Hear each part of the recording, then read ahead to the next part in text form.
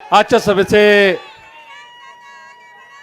प्रमुख वक्ते तथा माझे नेते महाराष्ट्राचे लोकप्रिय प्रांताध्यक्ष आदरणीय जयंतरावजी पाटील साहेब, मंचावर उपस्थित जिल्ह्याचे अध्यक्ष आणि माझे मार्गदर्शक माजी आमदार माननीय जगन्नाथ बापू शेवाळे, आमचे दुसरे मार्गदर्शक आणि माजी आमदार माननीय ॲडव्होकेट जयदेवरावजी गायकवाड, आमचे मार्गदर्शक माननीय अंकुश अण्णा काकडे, मंचावर उपस्थित माननीय भगवानरावजी वैराट, या हडपसर मतदारसंघाचे नेते आदरणीय वसंतदादा मोरे, माननीय निलेशदादा मगर, माननीय प्रवीण भाऊ तुपे, माननीय समीर अण्णा तुपे, माननीय योगेश बापू ससाने, माननीय सचिन भाऊ खरात, मंचावर उपस्थित माननीय विजयरावजी देशमुख, माझ्या भगिनी आणि या भागाच्या माजी नगरसेविका सौ कल्पनाताई थोरवे, माननीय संभाजीरावजी थोरवे, या मंचावर उपस्थित सर्व डॉक्टर सुनीलजी जगताप,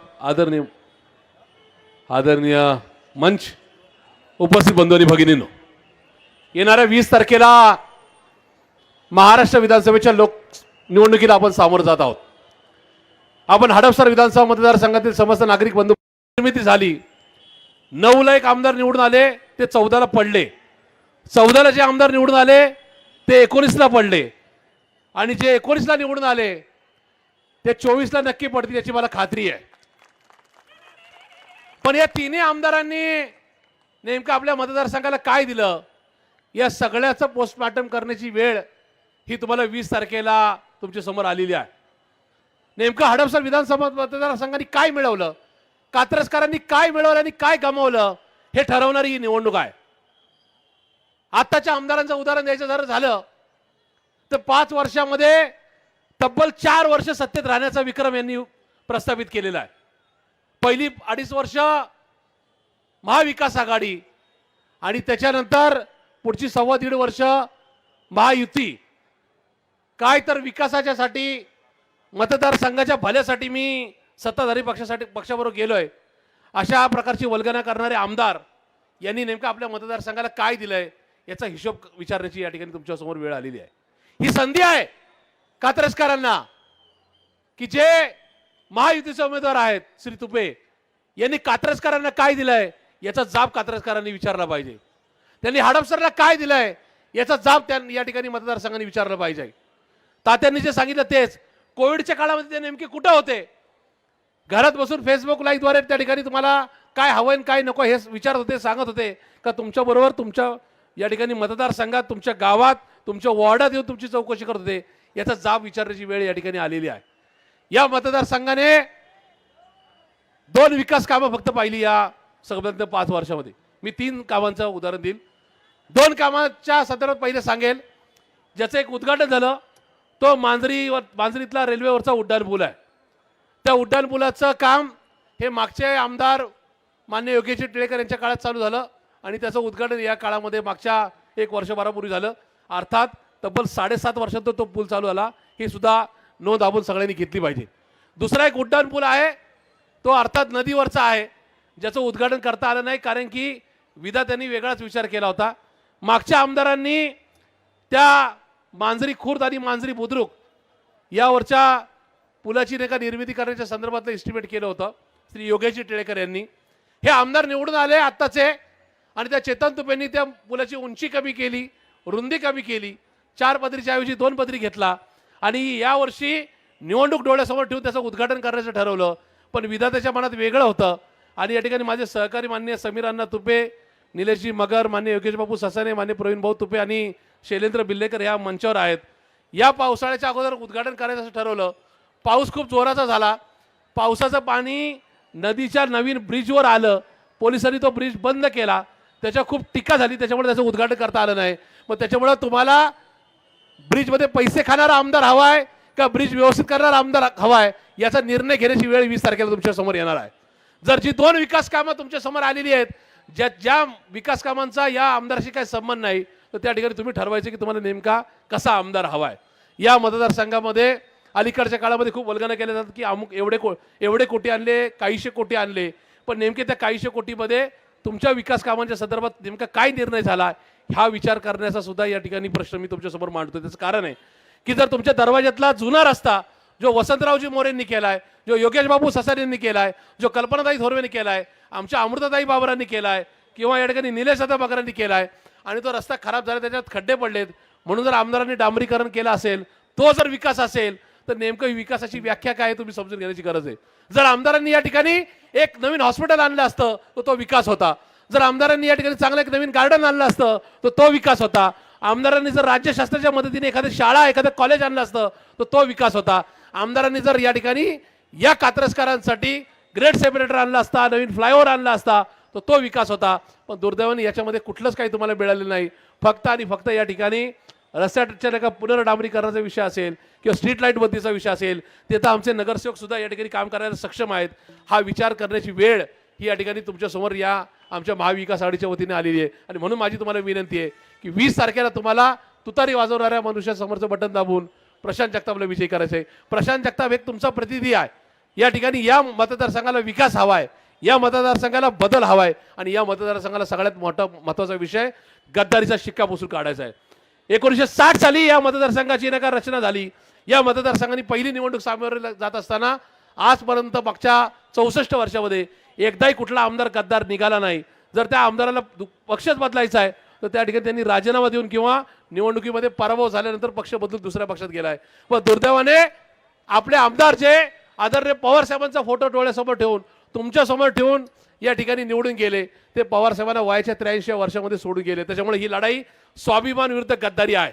एकीकडे आम्ही स्वाभिमानी नका कार्यकर्ते आहोत, तर पलीकडे गद्दार आमदार आहेत ज्यांनी 50-50 कोटी, काही आमदारांवर ते आरोप आहेत की त्यांनी 50-50 कोटी रुपये घेऊन या ठिकाणी सरकार पाडलं आणि पलीकडे गेले. त्याच्यामुळं पैसे खाणाऱ्या खोके घेणाऱ्या आमदारांना तुम्ही निवडून देणार किंवा या ठिकाणी सच्चा स्वाभिमानी कार्यकर्त्याला निवडून देणार, हा यक्ष प्रश्न तुमच्या समोर आहे. त्याच्यामुळे माझी विनंती आहे की आपण या ठिकाणी आमच्या पाठीशी उभं राहावं. यासाठीची ही लढाई आहे. आज कात्रज विकास आघाडीने खूप सारे नाही का विषय या ठिकाणी मांडलेले आहेत. मी त्या मताशी सहमत आहे. मी एक कार्यकर्ता आहे. वसंतदादा मोरे किंवा कल्पनाताई थोरवे यांनी आमच्या अमृताताई बाबर यांनी सातत्याने विकास कामांच्या संदर्भामध्ये कामाला चालना दिली.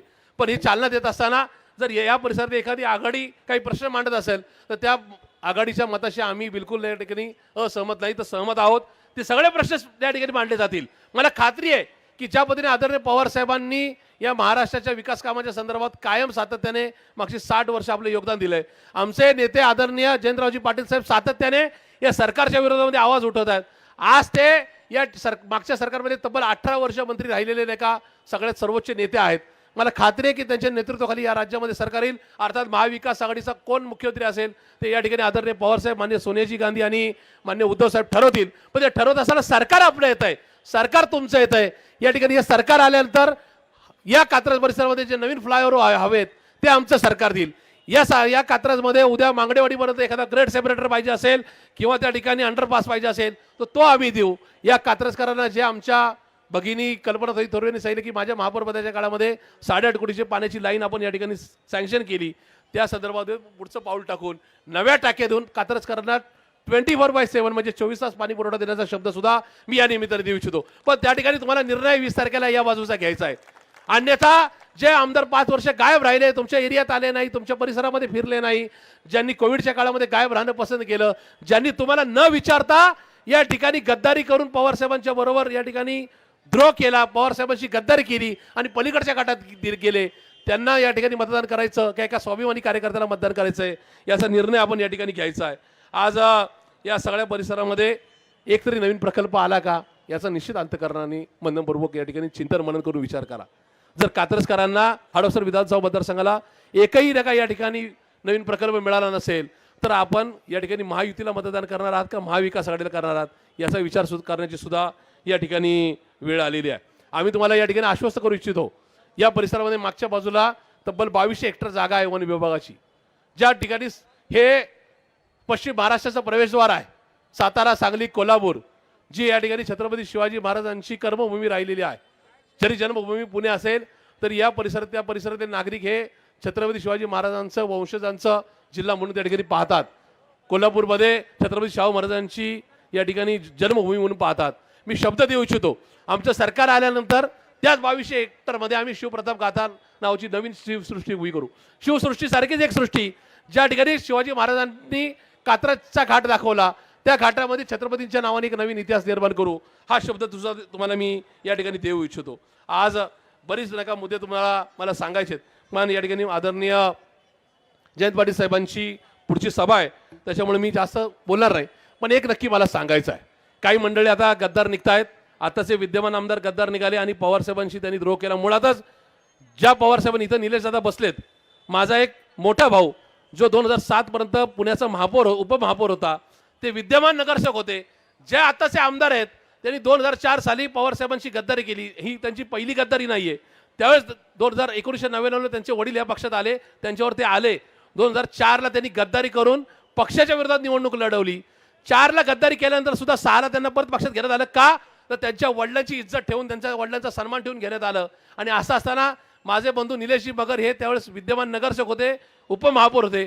त्यांचं तिकीट कट करून त्यांना त्या ठिकाणी या हडपसरमधून उमेदवारी देण्यात आली. आमच्या प्रवीण भाऊ तुपेंना बाजूला ठेवण्यात आलं आणि त्या ठिकाणी उमेदवारी देत असताना आज या सगळ्या परिस्थितीमध्ये ज्या पवार साहेबांनी त्यांना नगरसेवक केलं, शहराचा अध्यक्ष केलं, विरोधी पक्षनेता केलं, शहर सुधारणा समितीचा अध्यक्ष केलं, आमदार केलं, त्याच पवार साहेबांना वयाच्या 83 वर्षामध्ये ते सोडून गेलेत.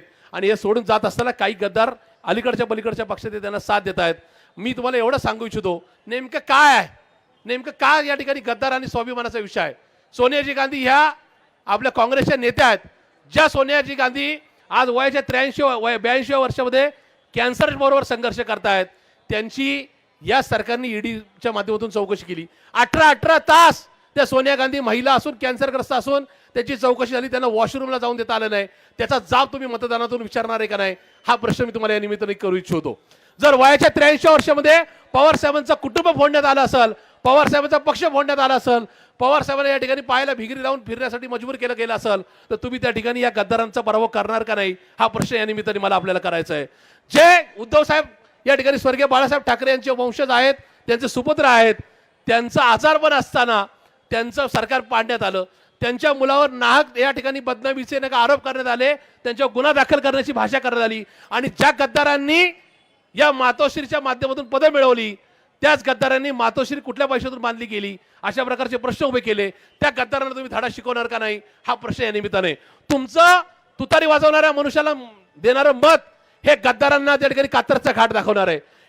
तुम्ही मला देणारं मत हे या ठिकाणी या मतदारसंघामध्ये गद्दारांना जागा नाही, हा संदेश या राज्याला देणार आहे. त्याच्यामुळे प्रशांत जगतापला तुम्ही मतदान करत असताना प्रशांत जगतापला मतदान करणार नाही, तर महाराष्ट्राच्या संस्कृतीला मतदान करणार आहात, महाराष्ट्राच्या स्वाभिमानाला मतदान करणार आहात. आणि म्हणून माझी तुम्हाला नम्रतेची विनंती आहे की 20 नोव्हेंबर 2024च्या मतदानाच्या दिवशी सकाळी 7 ते सायंकाळी 6 पर्यंत जे मतदान आहे, कदाचित तुमचं मतदानाचं नाव इकडे तिकडे टाकलं गेलं असेल. जे मतदार महाविकास आघाडीला मतदान करतात त्या ठिकाणी त्यांचं नाव कुठेतरी अलीकडे पलीकडे टाकलं जातं. कारण की माझा लोकसभेचा अनुभव असा आहे की इथल्या मतदारांची नावं कुठेतरी मुंडव्याला, कुठेतरी नका मांजरीला टाकण्यात आली होती. त्याच्यामुळं या सगळ्या नका गोष्टीचा विचार करून मतदान कुठं जरी असलं तरी आम्हाला गद्दार आमदार नकोय. उद्याच्या काळातला कोणी जरी नगरसेवक आमदार असेल तर त्याला हा धडा असेल की जो गद्दारी करेल त्याची गद्दारी आम्ही ह्याच भूमीत गाडू, त्याला आम्ही इथंच पाडू. ह्या विचार रुजवण्याकरता, महाराष्ट्राची संस्कृती दाखवण्याकरता या ठिकाणी तुतारी वाजवणाऱ्या मनुष्यासमोरचं बटन दाबून मला आपण निवडून द्यावं, ही या ठिकाणी नम्रतेची विनंती करतो. या ठिकाणी जाता जाता मी तुम्हाला एवढंच सांगेल, तुम्ही माझ्यावर विश्वास का ठेवावा. तर या ठिकाणी माझे सभागृहातले जुने सहकारी आज या मंचावर आहेत, मान्य वसंतदादा मोरे आणि कल्पनाताई थोरवे. 2004ला पुण्याच्या मेट्रोचा प्रवास सुरू झाला. पुणे पिंपरी चिंचवड महानगरपालिकेने ठराव मांडले, राज्य सरकारने मान्य जयंत पाटील साहेबांच्या या नेतृत्वाखाली त्या ठिकाणी ते ठराव मान्य करून दिल्ली शहरांना पाठवले. काही काळ ते सगळे रेंगाळले. पुण्याची मेट्रो तब्बल 12 वर्ष पुण्याला मिळू शकली नाही. या ठिकाणी आदरणीय पवार साहेबांनी प्रशांत जगतापला पुणे शहराचा महापौर केला. मी पुण्याचा महापौर फेब्रुवारी 2016 झालो.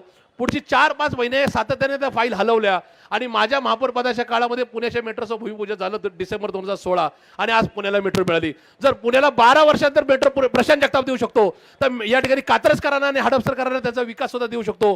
हा माझा तुम्हाला शब्द आहे.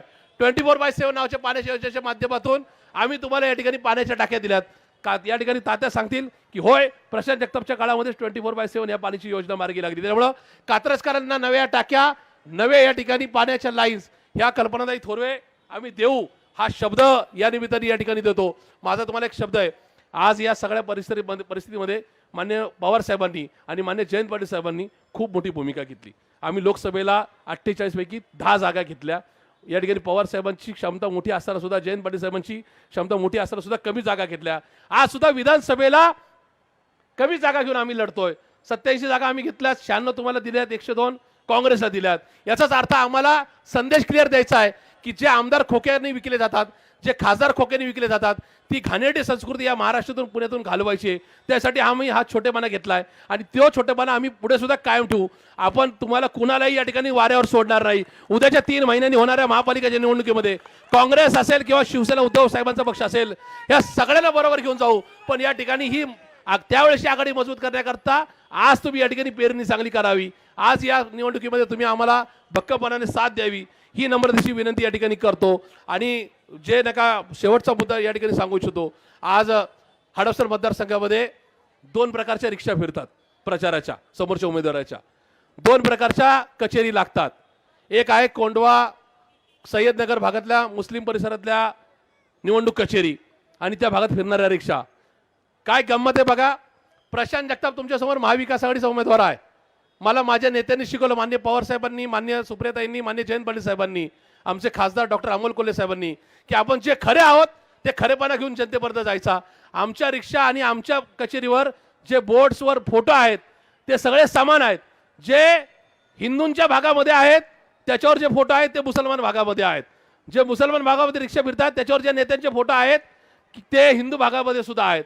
पण समोरचे जे माझ्या समोरचे उमेदवार आहेत, जे खोके सरकारमधले आहेत, त्यांच्या कचेऱ्या जाऊन तुम्ही पहा. कोंडव्यामध्ये ज्या कचेऱ्या आहेत त्याच्यावर मोदींचा फोटो नाही, त्याच्यावर एकनाथ शिंदेचा फोटो नाही, त्याच्यावर देवेंद्र फडणवीसांचा फोटो नाही. का? तर त्या ठिकाणी मुसलमानांना वाटावं की मी तुमचाच उमेदवार आहे. आणि ज्या ठिकाणी हिंदू एरिया आहे त्या ठिकाणी ज्या रिक्षा फिरतात त्या ठिकाणी जी निवडणूक कचेरी आहे तिथं मात्र मोदींचा फोटो आहे. ही भाजपच्या कार्यकर्त्यांना आणि एकनाथ शिंदेजींच्या कार्यकर्त्यांना सुद्धा ही समज आहे की बाबांनो, तुमचा वापर हा जिथं तुमची मतं आहेत त्या ठिकाणी घेतली जातात. त्याच्यामुळं समोर बसणारा जो समाज आहे, जो हिंदू आहे, मुसलमान आहे, ख्रिश्चन आहे, त्यांनी समजून घेण्याची गरज आहे. एवढी बनवाबनवी करणारा आमदार जर तुम्हाला पाहिजे असेल तर त्या ठिकाणी तुम्ही ठरवायचं की तुम्हाला गद्दार आमदार हवाय, बनवाबनवी करणारा आमदार हवाय का एक सच्चा कार्यकर्ता आहे जो आपली भूमिका घेऊन सगळ्या एरियामध्ये, हिंदूंच्या असेल, मुसलमानांच्या असेल किंवा ख्रिश्चनांच्या किंवा बौद्धांच्या एरियामध्ये असेल, जैनांच्या एरियामध्ये असेल, तीच भूमिका घेऊन जातो. आपली भूमिका बदलत नाही. ती भूमिका नका घेणारा प्रशांत जगताप आहे. आणि म्हणून या उद्याच्या काळामध्ये आपण तुम्ही या सगळ्या परिसराचा चांगला विकास करण्याकरता, या परिसराचा सर्वांगीण या ठिकाणी विजयरथ पुढे नेण्याकरता प्रशांत जगतापच्या नावावर समोरचं बटन दाबून या ठिकाणी आम्हाला विधानसभेत पाठवावं. मी उद्याच्या काळामध्ये संसदपटू पुरस्कार तेव्हाच घेईल ज्या वेळेस माझ्या भाषणामुळं, म्हणजे इथं मान्य जयंत पाटील साहेब आम्हाला खूप थोरले आहेत, ज्यांची नका तब्बल 35 वर्षाची कारकीर्द राहिलेली आहे. त्यांनी तर खूप भाषणं केली आहेत पण पुरस्कारासाठी कधी धडपड केली नाही. पण आताचे आमदार या ठिकाणी स्वतःला संसदपटू पुरस्कार विजेता म्हणून सांगतात. त्यांना माझं खुलं आव्हान आहे या सभेच्या माध्यमातून, त्यांनी एक प्रश्न दाखवावा की त्यांच्या सभागृहातल्या भाषणामुळं या प्रश्नाच्यासाठी विधानसभेच्या अध्यक्षांनी, मुख्यमंत्र्यांनी शब्द दिला आणि तो प्रश्न मार्गी लागला म्हणून त्यांना संसदपटू पुरस्कार मिळाला. असं एक उदाहरण सांगावं. मी निवडणुकीमध्ये मत सुद्धा मागणार नाही, हा शब्द तुम्हाला निमित्ताने देतो. पण एक खात्री आहे मला की या ठिकाणी फक्त सभागृहातल्या हजेरीच्या नका जीवावर त्या ठिकाणी उत्तम संसदपटू पुरस्कार दिलेला आहे. त्यामुळे तुम्ही समजून घेण्याची गरज आहे की नेमका पुरस्कार घेणारे लाभार्थी हे फक्त सरकारचे प्रतिनिधी म्हणून त्यांना पुरस्कार मिळाला आहे काय आपला प्रश्न सोडवण्यासाठी पुरस्कार मिळाला आहे, याचा सगळ्याचं चिंतन मनन करून येणाऱ्या 20 तारखेला राष्ट्रवादी काँग्रेस पार्टी शरदचंद्रजी पवार अर्थात महाविकास आघाडीचे सगळे घटक पक्ष, काँग्रेस, शिवसेना उद्धवजी ठाकरे साहेबांचा पक्ष, त्याचबरोबर राष्ट्रवादी काँग्रेस पार्टी शरदचंद्रजी पवार पक्ष, केजरीवाल साहेबांचा आम आदमी पक्ष, शेकाप, भाकप, माकप, समाजवादी पार्टी, RPI सचिनजी खरात या पक्षाचा प्रतिनिधी म्हणून प्रशांत सुदामराव जगताप या नावासमोरचं तुतारी वाजवणारा मनुष्य या चिन्हासमोरचं बटन दाबून मला आपण आपला प्रतिनिधी म्हणून तुमच्या घरातला एक सदस्य म्हणून विधानसभेत पाठवावं ही नम्रतेची विनंती करून आपली रजा घेतो. धन्यवाद. जय हिंद, जय महाराष्ट्र, जय महाविकास आघाडी.